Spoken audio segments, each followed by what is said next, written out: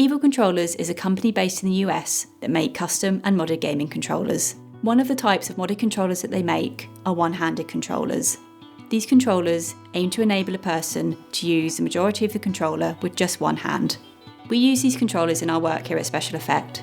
We often use these controllers alongside additional buttons or joysticks controlled with another part of the body. In this video, we will look at the PlayStation 4, PlayStation 5 and Xbox versions of these controllers and the adaptations that are available. First, we will look at the right-hand version of these controllers. The L1, L2 and L3 buttons have been moved over to the right-hand side of the controller. The L1 and L2 buttons have been relocated using digital buttons over to the right arm of the controller. These are designed to be pressed with the individual's middle, ring or little finger. The L3 button is also a digital button and has also been relocated over to the right side and is situated just below the right thumbstick. This is designed to be pressed with the individual's right thumb. At SpecialEffect, we nearly always use the thumbstick extension option. This is where the left thumbstick has been placed in its own individual housing. This is so the stick can potentially be positioned and used with another part of the body. We often use this by someone's finger or arm, or potentially by their foot or their chin. You could also think about swapping the stick functions over by either remapping in console or in the game settings. We will now look at the left-handed versions of these controllers. The R1, R2 and R3 buttons have been relocated over to the left side of the controller.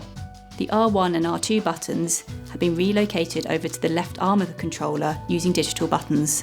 These are designed to be pressed by either the middle, ring or little finger. The R3 button has also been relocated over to the left side of the controller using a digital button.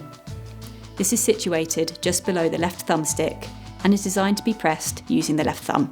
Again, at SpecialEffect, we almost always have the thumbstick extension option. This is where the right thumbstick has been placed in its own external housing. This is so the thumbstick can potentially be positioned and used with another part of the body. We often use this by someone's finger, by their arm, or potentially by their foot or their chin. Again, you could remap this on your console, or by using the in-game settings to swap the stick functions over.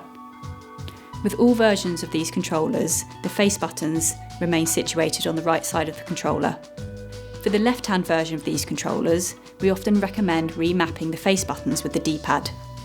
So for example, the cross button on PlayStation or A button on Xbox, we remap over to down on the D-pad. Or potentially, the circle button on PlayStation or the B button on Xbox, we would remap with right on the D-pad. This is so that the individual does not have to keep reaching over to the other side of the controller to access these buttons. This remapping can be done at system level on PS4, PS5 and on Xbox. There is a link in the description to this video that explains how to do this.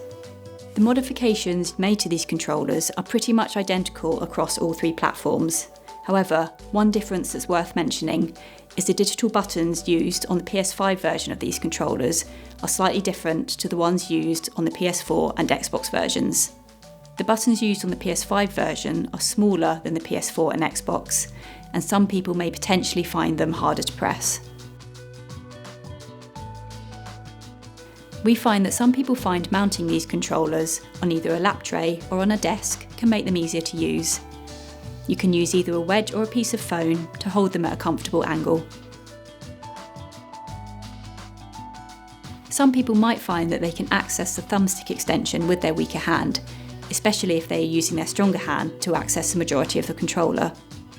Fixing the thumbstick onto a tray using Velcro will make it more secure and might make it easier to use. If this is difficult, then it is possible to use another part of the body, such as by the foot, or some people find using their chin can be effective. If selected, you can purchase the thumbstick extension with a handle base. This is so the thumbstick can be mounted underneath the controller and used by the individual pushing it against their leg. Evil controllers offer many additional options to help you customise the controller to your needs, such as hairpin or tactile triggers, regular or tactile buttons, additional thumbstick tension, game mods, and a range of thumbstick options such as cable length and the type of base for the thumbstick. Thank you for watching this video. If you'd like any more information on alternative controllers for accessing games, please contact SpecialEffect.